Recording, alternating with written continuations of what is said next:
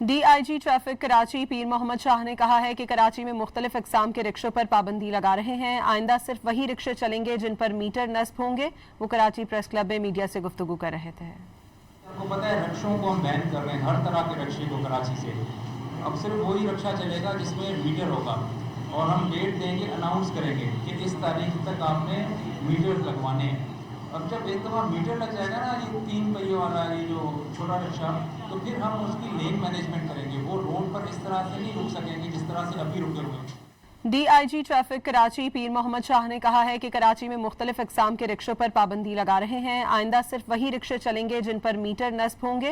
वो Karachi press club में media से गुफ्तगू कर रहे थे। आपको पता है रिक्शों को हम बैन कर रहे हैं, हर तरह के रिक्शे को कराची से। अब सिर्फ वही रिक्शा चलेगा जिसमें मीटर होगा और हम डेट देंगे, अनाउंस करेंगे कि इस तारीख तक आपने मीटर लगवाने हैं। अब जब एक दफ़ा मीटर लग जाएगा ना, ये 3 पहिए वाला ये जो छोटा रिक्शा, तो फिर हम उसकी लेन मैनेजमेंट करेंगे। वो रोड पर इस तरह से नहीं रुक सकेंगे जिस तरह से अभी रुके हुए हैं।